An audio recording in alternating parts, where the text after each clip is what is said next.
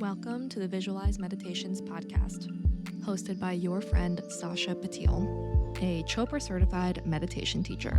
The first step to creating the life of your dreams is to create a clear and compelling vision for what you want for the future.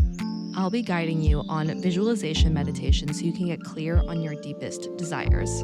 Let's get started so you can turn your vision into a reality.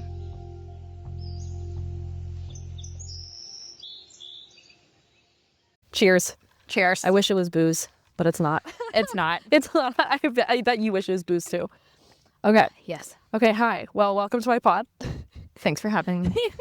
Okay. For context, how do we know each other? You're my cousin. I'm your cousin. So my mom is your dad's sister. Yeah. Yeah. Yeah. Like our parent, there are three.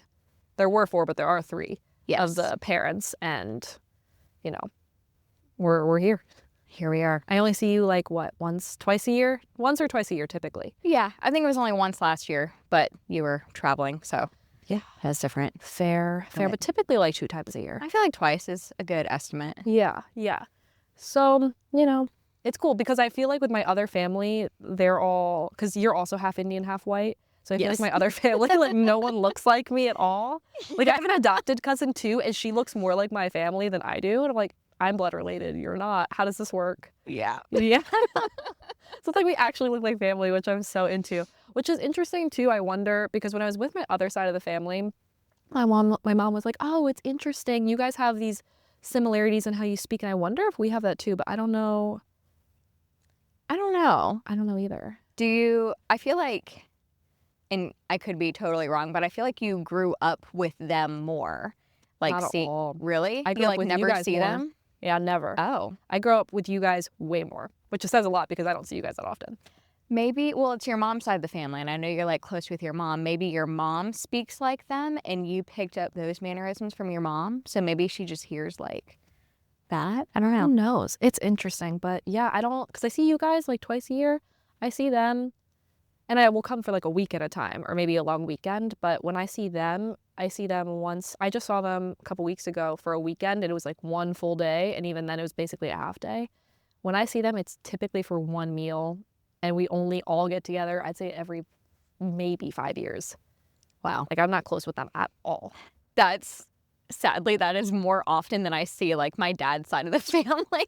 Yeah. I couldn't tell you like the last time I saw like his brother and his sister. I think Josh was graduating high school, Yeah. which was 9 years ago was the last time I saw them. That's Oh. So you're closer to your mom's side, but I think Oh, more like your definitely. stepdad's side because you see them more. I don't even know that we see them more now. Definitely growing up, we saw them more often, but Yeah. now it's like, I don't know, it's like weird. That tree has started rustling. I was like, what's coming? We are out in nature, okay? I have so much respect for this because I could never. You guys like could live off the land. You guys literally built a fire and cook. Like everyone in the family like cook. You grow your food. Well, like the family, they grow their food. They hunt, fish, and you guys live. I'm like, I could never. I Yeah, could never. I don't fish, and I kill everything I try to grow. So, like, thank God for Brandon. But Yeah. yeah. That's so wild to me. Okay, so, but I guess you're closer to the mom side, but like I only see you twice a year or so. But Yeah. then, what would you say you lean towards? Like Brandon's your husband, but like just for context. But so do you like see his side of the family more? You'd say? Absolutely. Yeah. His parents live like 10 minutes down the road. Mm-hmm. Our neighbors are literally his cousins, and they're our landlords. So we call them like our cousin neighbor landlords. And then like his grandma lives in Madison County, which is like 20, 30 minutes away. And she's always at my mother-in-law's house. Okay. And we see the cousins like everywhere. Yeah. Yeah. It's so wild, man. Yeah. We It's see so them crazy to a me. ton. Yeah, I mean, I feel like I see our aunt. I see her the most, obviously, out of Yeah. everybody, and I talk to her the most out of everybody. But it's Same. just, yeah, it's just.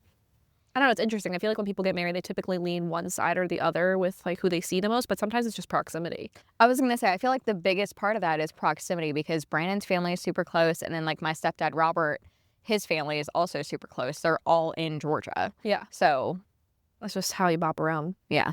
Yeah. So, what's your story? My story? Yeah, what's your story, girl? Like my life story? however you'd like to interpret it.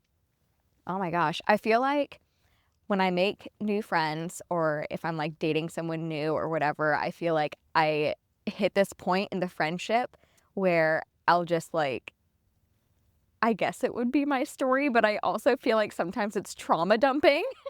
Okay. And I feel like I'll just go for like 2 or 3 hours, like explaining my whole life. And by Yeah. the end of it, I'm like, do you still want to be friends with me? So when you ask me like, what's your story? I'm like, I could go for like 2 or 3 hours on it. The only thing that's limiting us at time is the fact that Brandon is inside dealing with 2 kids, and eventually we're gonna get hungry. Yeah, you know, it's fine. He's handled them by himself overnight, so it's fine. Oh, he's chilling. Yeah. Potty training's different, but Being a parent. yeah. Okay, so my story, I don't know. I'm from here. I'm from Walkinsville, Georgia. I got my parents. I got my little brother. He's 2.5 years younger. His name's Josh. I'm smack in the middle of you guys. Yes. You're a year and a half literally. older. Josh is a year and a half younger. Yeah. Yeah. Let's see. My parents divorced when I was young. I think I was like 3 or 4 maybe. So like really little. I remember growing up and people were like, oh, like, is that hard having divorced parents? And I'm like, you know, I don't know. Like, I don't know any different. Yeah. So that was always interesting growing up in like 2 different households, and childhood went. I had a few different stepmoms. My dad dated a lot. My mom pretty much just dated Robert and then married him. Yeah. So they've been married for, I don't know, a long time. I remember their reception. 12 years, I think. Yeah. We had matching Indian outfits. Did we? I don't remember that, but I remember you playing chess with yourself. I don't remember that. I remember you sitting there and you playing chess with yourself. There's this like really Oh my cool God. house thing.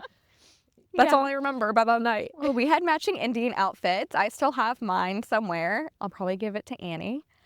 Yeah, so they've been married for however long they've been married for, and they're still together. I guess like what, 20 or it's got to be 20, maybe 25 years. Anyways, then got to high school, met Brandon in high school. We had basic ag together. We showed dairy cows together, dated all through high school, broke up when I went to college at ABAC.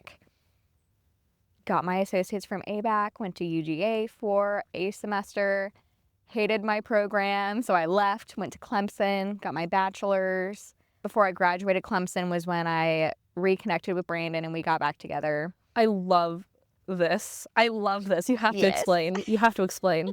This is the best story. Okay. What, us getting back together? Yes, because didn't you call him when you were loopy? Yeah. So I was getting my wisdom teeth taken out. When we were in high school, he had gotten his wisdom teeth taken out. And I remember going like to the doctor with his mom. I sat in the waiting room with his mom while he was like getting all that done. So that was high school. So now fast forward to 2019, I'm getting my wisdom teeth taken out. I was actually dating someone at the time. He wasn't there. He went back down to Florida. And he was supposed to be back for my wisdom teeth surgery, but he decided to extend his trip. So on my way down to back home to Walkinsville, I added Brandon on Facebook. He like immediately accepted my friend request. I sent him a message. I was like, hey, how you doing? I'm getting my wisdom teeth taken out tomorrow, and I need support, like being like calmed down. Like I do not do needles well. I do not do like surgeries well. Yeah. So I was just reaching out to him for like moral support, emotional support, whatever, and seeing like if he remembered anything from like his surgery and all that. And anyway, so then the next day I had my wisdom teeth taken out, and I remember like they put me totally under. I had all 4 taken out. And when I was like coming back out of the anesthesia, I remember my mom was on my right and my nurse was on my left, and I was like bawling. I wanted the IV out of my arm so bad. Yeah. And the nurse was like, you're going to have to calm down before I take that out of your arm. Like, you need to calm down before I take it out. I was like, no, like, you don't understand. I'm freaking out because this thing is in my arm. Yeah. And my mom was also trying to explain that to the nurse. And right after she took it out, I was like, I want to call Michael. That was the guy I was dating. Yeah. He answered. So I'm like still in the doctor's office. He answered. And I'm immediately like, I hate you. I cannot believe you're not here. you were supposed to be here. Like, why aren't you here with me? I'm going through all this. Like, I was so scared, and you're not even going to be here for my recovery. And like, basically just like told him off. And I was like, I'm so mad at you. I hate you right now. Oh my God. Okay. Yeah. Get off the phone with him. They put me in the little wheelchair thing, wheel me out to the car. I get in the car. When I was messaging Brandon the day before, it was on Facebook Messenger. Yeah. So like, not through like our actual texting or whatever. I get in the car, we start driving, and I asked my mom for my phone. She had my phone, so I get my phone, literally dial his number from memory. After coming out of anesthesia, dial his number from memory. And my mom's like, put it on speaker, you know, so I can hear who you're talking to, whatever. I guess so she could like explain like, hey, she's loopy right now, just in case she needed to. Yeah. And he answered, and my mom was like, who is that? Who is that? And Brandon said, hey, Miss Rita. And she was like, oh my God, is that Brandon? Like, maybe. Yeah, so that was how we reconnected, and then we just kind of never stopped talking. I ended up breaking up with the guy I was dating like a week later or something like that, and then Brandon and I were friends for a little bit, and then he came up to Clemson, surprised me, and then eventually we just started dating again, and we haven't stopped since. So, Literally. Yeah. Yeah, survived through like COVID together, all that. When did you guys got married in what, 2022? Yes. Yeah. Got back together in 19. He proposed in 21, and we got married in 22. Okay. Yeah. And it's, wow. Okay. So it's been a handful of years and 2 babies later. 2 babies later. And a 2 dog under 2. and a cat and some of these birds. Guinea birds. The guinea birds running around Yeah. off the land, I'm telling you. There's land. You're on the land now. Yeah. Okay. What are 3 words you'd use to describe yourself? Oh, okay. I feel like right now I would definitely use mom. I feel like that's been like a really big part of who I am and like my personality, I guess right now. Like Yeah. everything kind of revolves around like being a mom. So definitely mom.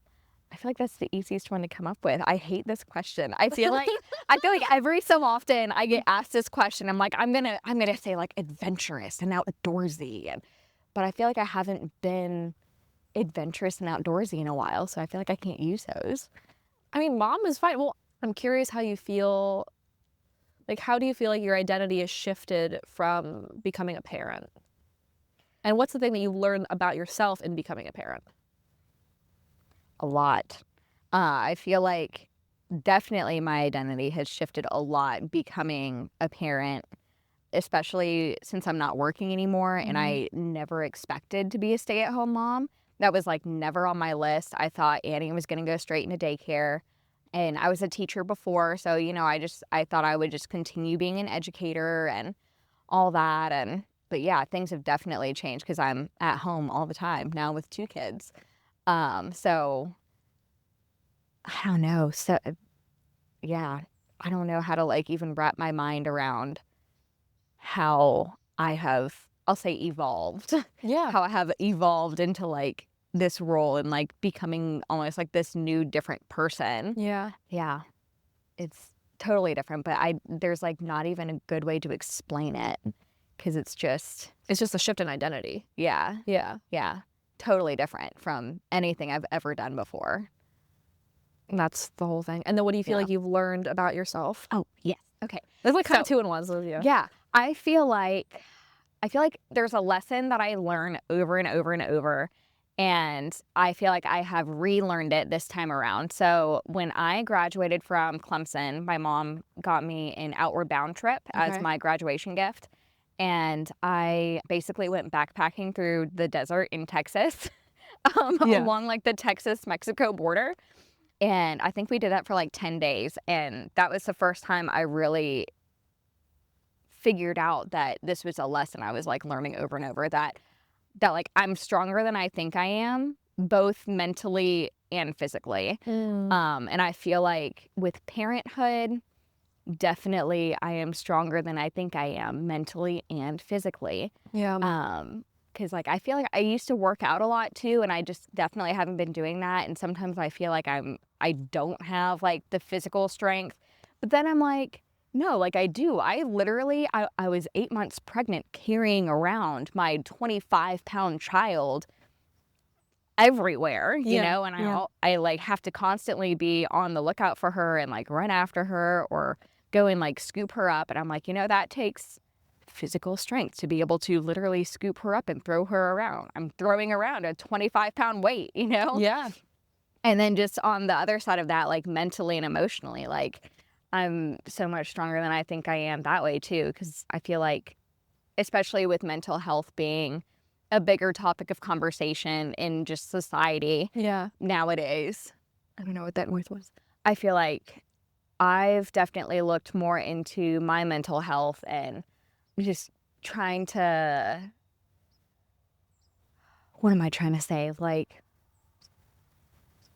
I'm more aware of my emotions and what I'm putting out there in like I don't want to say like the vibe I'm giving off, but like the vibe I'm giving off. Yeah. Especially having kids, they pick up on that kind of stuff. And our nervous system really affects their nervous system. Yeah. So if you are going to be like mad or like impatient or just not in a right headspace, they're going to pick up on that and they are not going to be calm. They're not going to be patient. They're not going to want to like go and play and have fun. They're going to be throwing tantrums and being mad too. And they're going to want to like throw stuff and cry and just, they pick up on that. And then they themselves kind of transform into whatever you're giving off.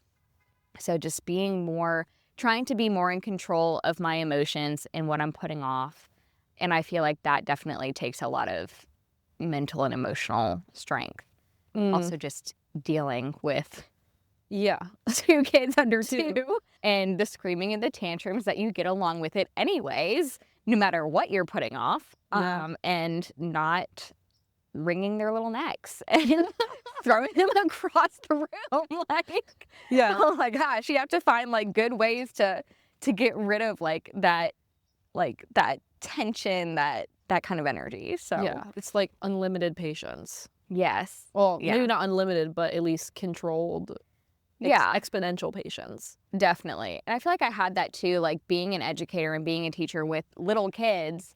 But then when I got home, it was totally different. I could be whatever. I could just veg on the couch or go and like cry in my room for an hour if I needed to, But now that I have kids and I'm a stay-at-home mom, it's 24/7. Like you have to keep it in check all the time. Yeah, that's a lot. And I mean, okay, so you just had your second kid. I can't believe I just met my nephew. It's so crazy. Yeah. It's so wild to me because this is the closest I'm going to get to nieces and nephews because I don't have siblings. But it's so wild just meeting him. But what do you feel like? So this year's been a huge year for you. I feel like all 3 of us, me, you, and like my cousin Josh, your brother. Yeah. We've been through so much in this last year. There is very big transformative years for all 3 of us. Like you just had your second kid. Josh just got married and got a house and just did that, and I went and blew my life up and traveled the world for a year. Literally the opposite of what you guys did. Like you guys did the thing, like the cars and the houses and the marriages and the babies, and I'm just like, bye.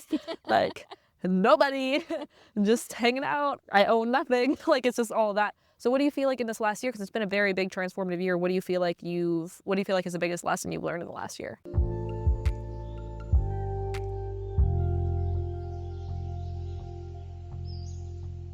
What do you feel like is the biggest lesson you've learned in the last year?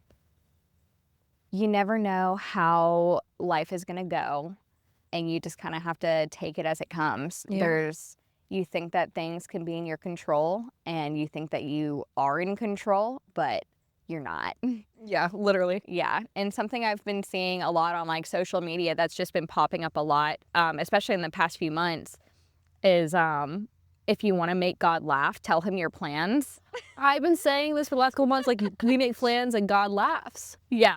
Because like we had no idea. We weren't expecting to have a second kid this year. That wasn't in our plan per se. Yeah. We were finally getting in control of like having one and being able to deal with that. I was taking my test to like go back to working, took my GACE to be a teacher, and I was like, all right, I'm going to start back in August. Like, here we go. Yeah. And then I was pregnant, and I'm probably going to be home for another year, which is fine.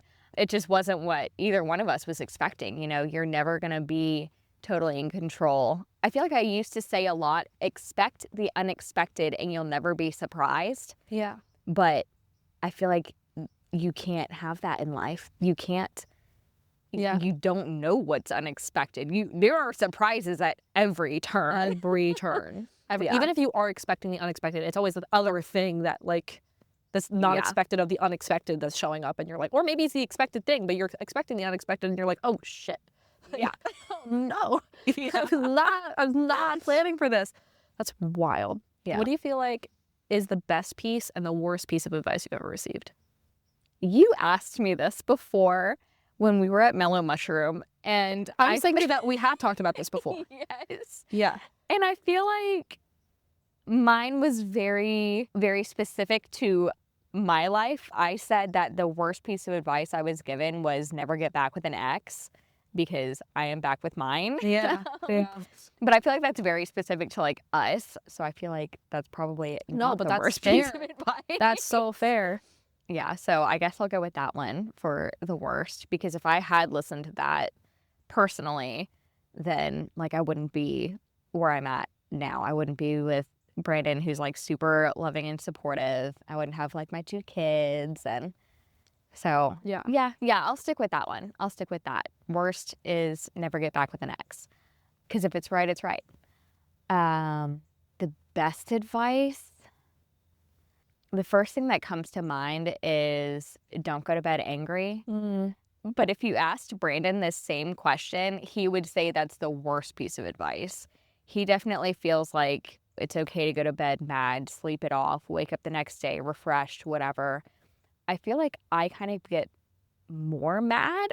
I'm like that too. Yeah, I'm Yeah. like, if you just turn around and go to sleep while I'm still mad at you, I won't sleep. no, Yeah. exactly. Yeah. I'm going to go to bed angry, and I'm going to wake up even more angry. Yeah, it's like, how dare you sleep when I'm spiraling Exactly. and when we haven't sorted this out? Yeah. Yeah. I'm like, you're going to turn away from me in bed and scooch to the far side of the bed when all I want is to talk it out and have a hug, you Yeah. know? Like, sometimes a hug can fix everything. So, yeah. Oh, wait. There's another one that I Okay. love. Okay, so I'm going to say don't go to bed angry, but I'm also going to say if a child comes to you for a hug, never be the first one to let go. 'Cause you don't know how long you don't know what they're going to need that hug for. I know that's the rule for Disney. Have you seen that? What? Have you never seen that? No. The characters, the cast members, that's a rule where if a kid goes to hug them, they can't be the first one. They don't initiate the hug, and they are not the first one to initiate the stopping of the hug. Aw, I didn't Yeah. know that. They're trained. They're trained because they also Wow. don't know like what the kid is going through or what kind of support or like love they need. So yeah, that's a thing at Disney. That's crazy. I love that for Disney. I know, me too. I'm obsessed with Disney. It's like it's kind of a problem, but You gonna be a Disney adult? I am a Disney adult. I have been gosh. to half of the Disney worlds, and it's now a life mission. No, I've been to 2/3 of them, and it's now my life mission to make it to all 6. Nice. I don't know. I didn't realize this was the goal until I realized I'd been to half, and I was like, okay, well, gotta go all the way through now. I am definitely a Disney adult. I love Nice. Disneyland, but I I love that for you. love to go under some sort of influence. I went to like if you give me a little gummy, and I go to Disneyland or Disney World, oh my god, because everything's real. Like we went to Disneyland, California, and I took a little gummy, and Dr. Strange said hello to me, and I was like, Dr. Strange said hello to me? Shut up. I was losing my goddamn mind. It was the best day ever. It was the best day ever. It's my favorite thing. I went to Disneyland Tokyo by myself. I'm like sitting, and that's how you know you're a Disney adult. You're there by yourself, and I'm like sitting there with my little drink and my little Mickey shaped whatever. Did you wear ears? I did not, but I did wear my Disneyland like shirt. Nice. Yeah, it was really excessive, but I'm kind of into it, so it's fine. Is there a childhood dream that still lives within you? Yes. Okay. I talk about it often. Okay. On New Year's Eve, I said I would commit murder. That's not the dream. Murder is not the dream. Let me make that clear. The dream is to go to space. I want to go to outer space so bad. Honestly, yeah. it still could happen. I know. I feel that way. They send teachers into space. Like, I feel like I could be that teacher. Brandon is like a dream killer. He's like, it's never going to happen. Like, you're making me sad right now. Look at your shirt. You even have like moons on it. Yeah, I just bought myself a NASA shirt the other day. Like, I needed some, like, bigger shirts because postpartum, you know. And I bought myself a little NASA shirt. I was all excited about it. I love that. Yeah. Okay, go to space. I want to go to space. But I'm also kind of afraid to go to space because we were talking about, like, mental health earlier. And I've already been, like, I'm diagnosed and medicated for both, like, anxiety and depression. And I feel like they say a lot that when you go to space, you see things from a totally different perspective. Yeah. And when you come back to Earth, some people fall into, like, a very deep depression. Yeah, I've read that. That's what I would be afraid of. But I feel like it's still the dream. And I feel like this is totally, it seems unconnected, but it is connected. If I can't go to outer space, I will definitely settle for Antarctica. Okay, actually, we have to go because I'm dying to go to Antarctica. Yes, let's go. Let's go. I'm dying to go because it is my last continent. Oh, Yeah. yeah, that's crazy. Yeah. Isn't that nutty? So we have to go. Let's go. A cool cruise or something. That'd be fun. Do they cruise to Antarctica? Well, you have to get there somehow.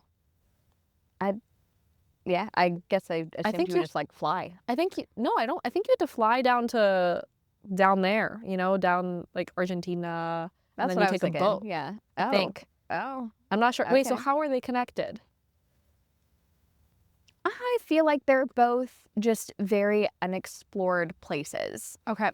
I feel like that's the connection there. It's like a place where not a lot of people go. Yeah. So I think that for me is the connection. Okay, fair. But we can definitely go to Antarctica. We will make this happen. Good, because I don't know anyone else who wants to go except me.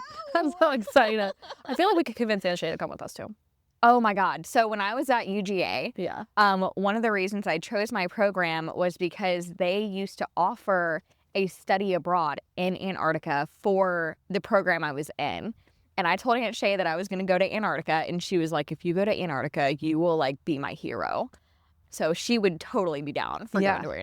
going to Antarctica. Yes. Yeah. The Oh. three of us need to go. Oh my God, yes. I'm also going to plant the seed right now. I've already talked to Anshay about this, and Bai, who's our grandmother for context, I want to go to India. Did you not go? I was told you went. No, I wanted to go. I wanted to go to Lithuania this year and India this year, but I didn't get a chance to go because it's a whole story. And I'll tell you the whole story, like, off mics. It's a whole ass story. And not one that I'm sharing on the pod. So I ended up not going, and I really want to go, and I would love to go with Bai, like our grandmother. And I'd love to go with someone of the next generation. So either Dad or Aunt Shay. My preference is Aunt Shay, obviously. Yes, me as well. Always, my preference is Aunt Shay, like for everything. So I'm planting that seed now. My goal is early 2027. I know you have 2 kids, but just like I'm planting the seed if planning and all that. Just think about it. Just sit on it. Sounds good. Yeah. Just because I know you might want to go. I do. I want to go. When I heard that you were going, I was like excited for you, but I was so mad because I was like, I've been wanting to go for so long. And I keep having things where I tell myself I can't go. But Yeah. let's go. I want to go. I want to Okay. make it happen. Early 2027, I'm telling you. Yes. Yeah. So I'm like, I've already told Bai, I'm like, this is happening. Like, she always goes back and forth if she wants to go or not, blah, blah, blah. No, we're going. It's happening. Sounds good. Okay, great. I'm yeah, down. I'm excited. Yeah. Do you think Josh would want to go too or no? Unlikely. Or that's my perception. So Josh feels that, well, I don't want to say, too much on his behalf, but I feel like he wants to go, but he also feels like it would be weird and different. And he's not super great at kind of like merging into a different culture. He's very much, I'll go, but kind of like still be my own person, I guess. I Yeah. don't know. But I feel like he would probably be down. I don't know. We'll have to talk to him. We'll chat with him about it.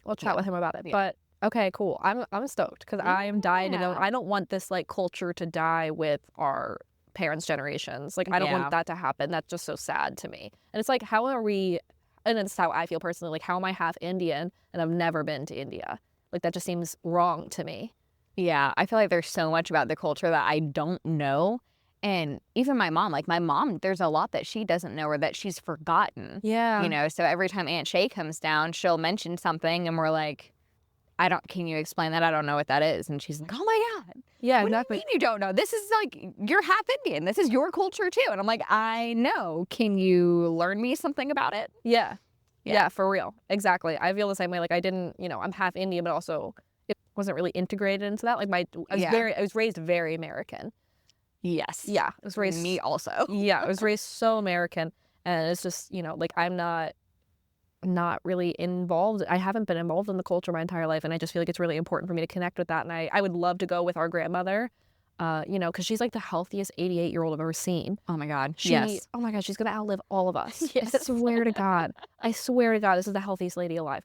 And like I'd love to go with her and share that with her, and be able to share it like multi-generational. I think that would just be so special. So, okay, cool. I'm stoked. Yes.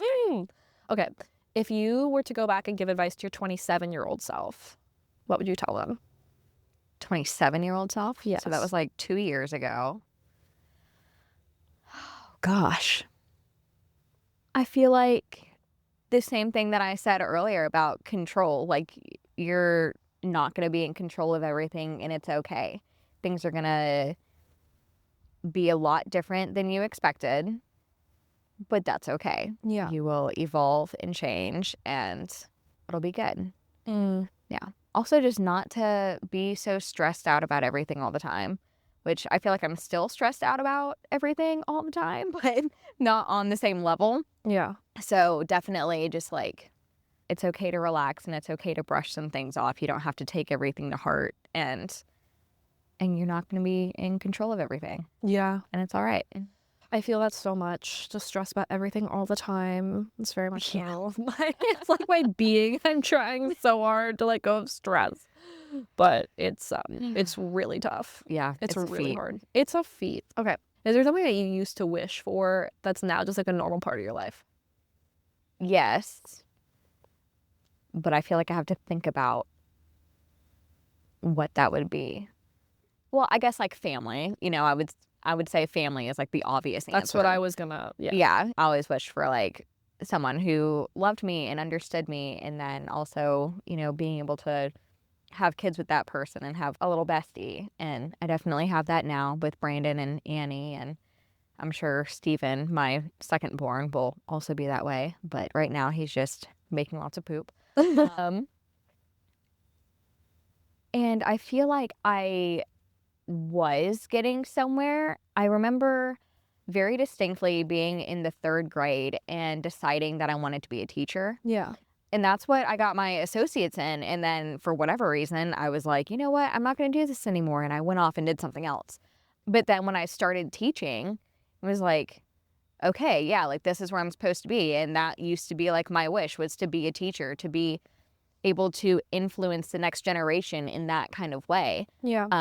I feel like when you go to a school, you see your teachers and your peers so much more than you see your family. You spend a whole chunk of your waking hours with those people. So I feel like teachers always have a really big influence on us, and I just always wanted to be that positive influence for the next generation.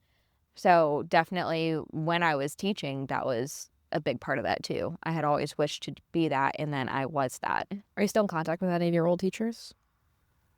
Yeah, I keep up with a handful of them on Facebook.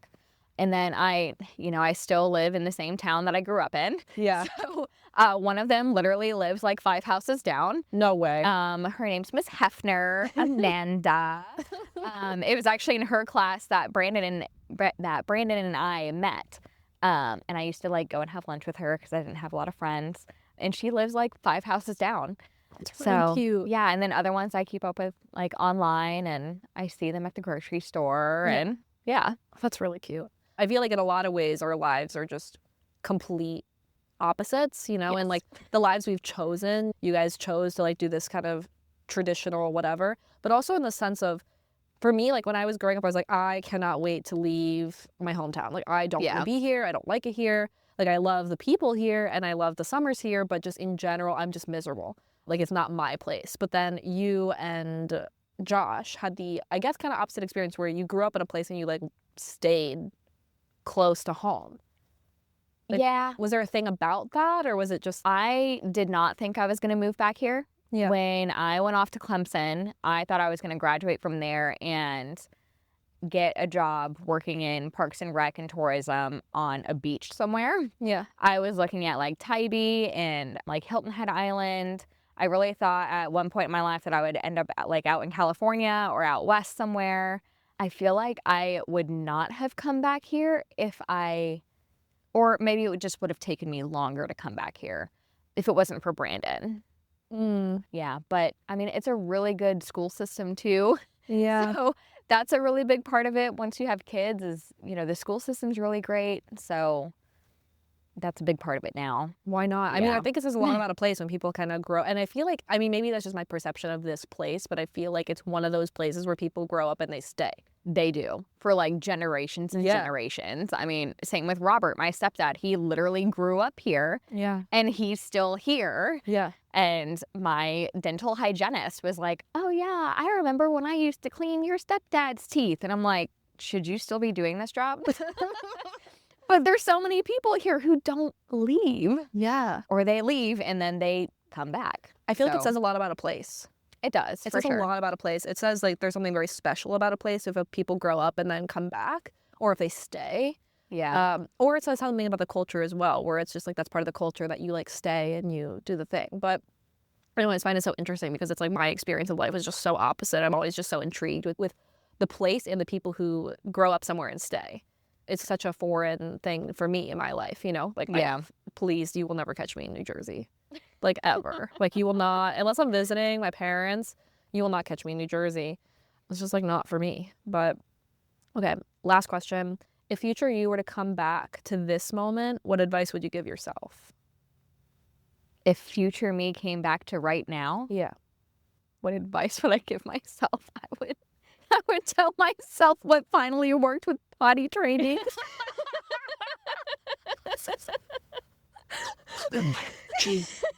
Because right now that is like the biggest thing in my life is potty training. Potty training and trying to figure out what the best car is that has a third row. Fair. That Yeah. all fair questions. And I feel like these are also questions we can ask AI.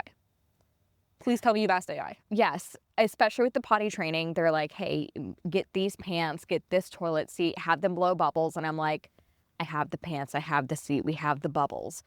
What am I doing wrong? But it's also only day 3. It's only day 3. It's only day 3. And like, she's going to get it eventually. Yeah. Like, it's one of those things like walking and talking. Like, oh, yeah, for sure. It's going to happen, And even when it does happen, there are going to be mess ups, you know? Yeah. Like, she's still going to have access.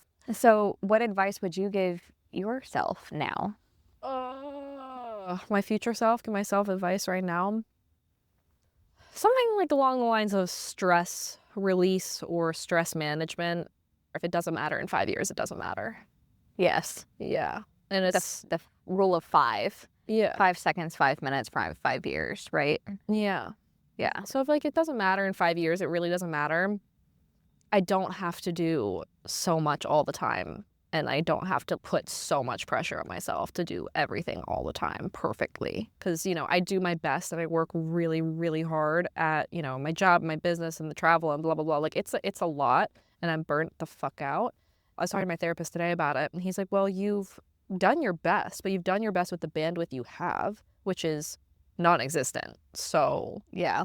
So what does it look like to take things off your plate? What does it look like to do less? He's like, you've been seeking discomfort all year and like going towards anything that makes you uncomfortable all year. But what is the discomfort of doing less or doing nothing? And then he's like, why do you need to get surgery to stop? He's like, why is like you're literally getting a surgery and you're like, oh, you're looking forward to the recovery because it's the only time you can justify doing nothing. Like, thanks. Yeah. Thanks for confronting me with all my shit. And it's like the same thing with the discomfort of like not talking to, like, this is the first time ever in my life I haven't kind of had some sort of romantic interest at all. So it's like my discomfort of being alone for the first time completely. So that's also interesting. But I think it's just very much so like stress. Like, it really is not as serious as I'm making it out to be. It's like really okay to take things off your plate. It's really okay to do less and do nothing and to just stop stressing about everything all the time. Yeah. Because if it doesn't matter in 5 years, it doesn't matter. Yeah, doing less and saying no has been that's also been a really big thing that I've learned through like motherhood and being able to use my kids as an excuse. Yeah. But yeah, definitely doing less and Yeah, it's okay. And you can tell people no. You don't have to be a people pleaser all the time. Yeah. That's what I struggle with. Oh, fair. The crazy part is it's like not other people. It's me.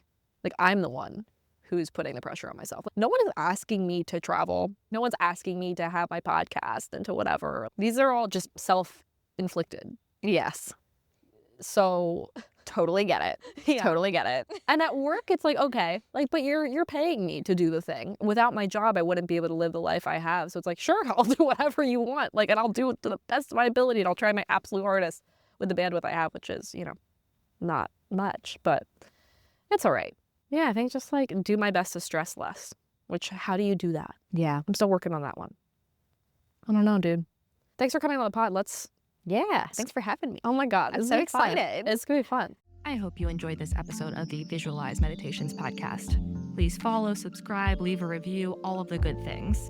If you want to connect more, you can find me on TikTok and Instagram at Visualize Meditations. So what are you waiting for? Get out there, create the life of your dreams, and we will see you next week.